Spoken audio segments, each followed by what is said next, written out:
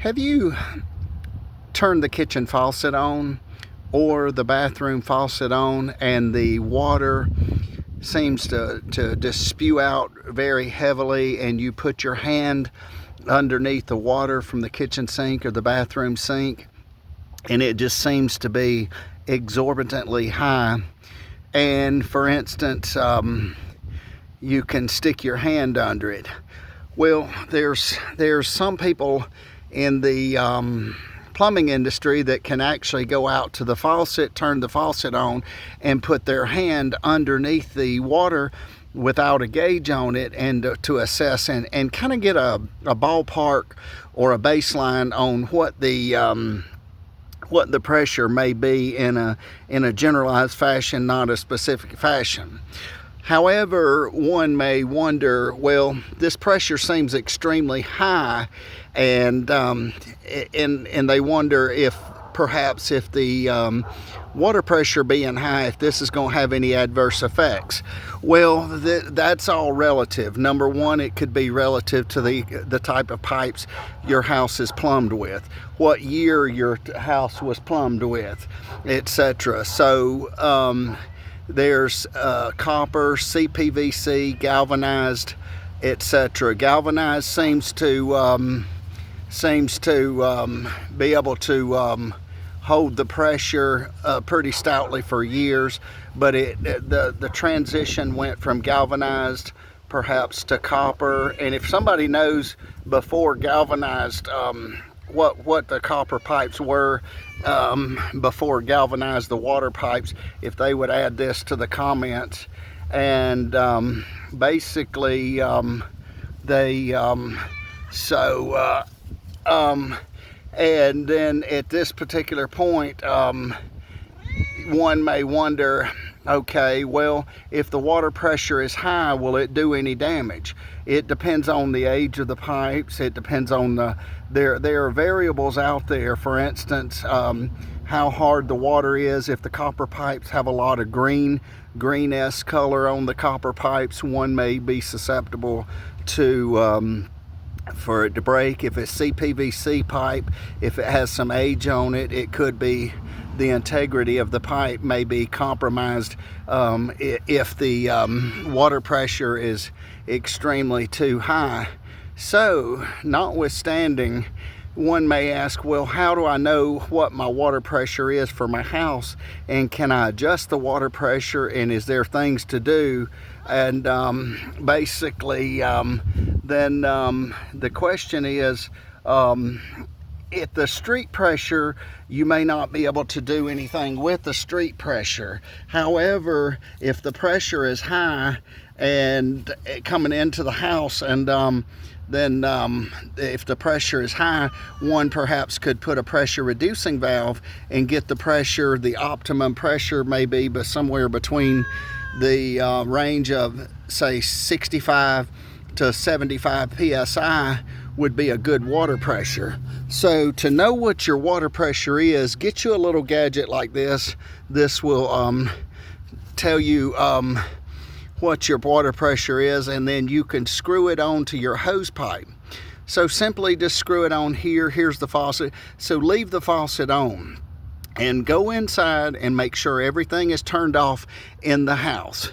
And once it's turned off in the house, and you get this screwed on. Now, one caveat here, make sure that there's a rubber bushing in here, so make sure that the rubber bushing is still in here. If the rubber bushing falls out, water's gonna spew everywhere. So once you get it on here, make sure your gauge is calibrated to 0. And normally we're looking at this black gauge here, but then go over here and simply turn the water on full throttle.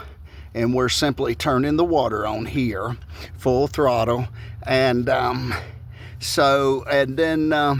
as we look on the pressure here, the pressure on here is about, this is 50 to 100, so that would be close to 75 or plus or minus 74, 73 pounds. So this would be perfect water pressure.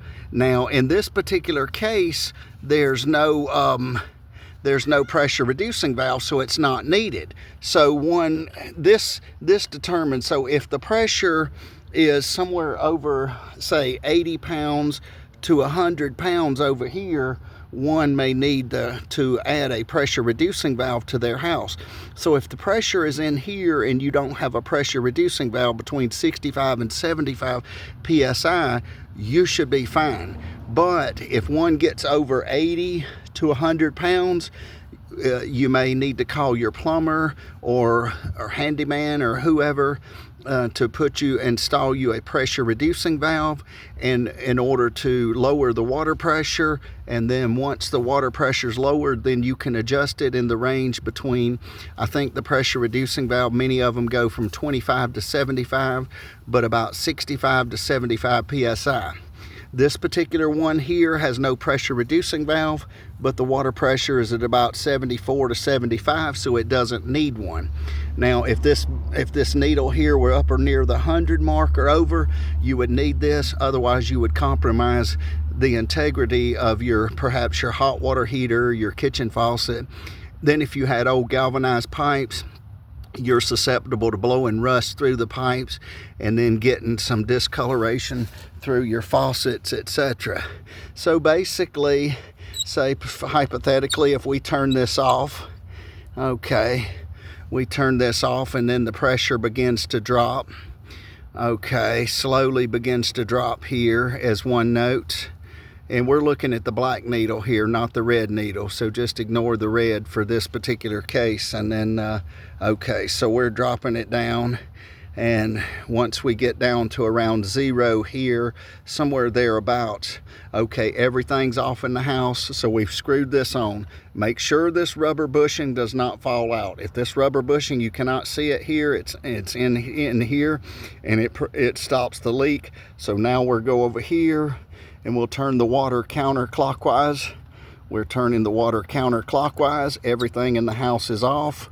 And when we do, the needle bumps up to about 72 to 75, because we got 50 to 100. So half of this would be perhaps 75. So we're looking at about 73 to 74. So this pressure is perfect here. This pressure does not need a pressure reducing valve. If this needle were over 80 to 100 or plus, or especially 110, 120, you definitely need a pressure reducing valve to lower the water pressure in the home. And this can be adjusted through the pressure reducing valve, but this is just a quick way to test and see what your water pressure is for your home, primarily for residential uses. Thank you for watching. Have a wonderful day.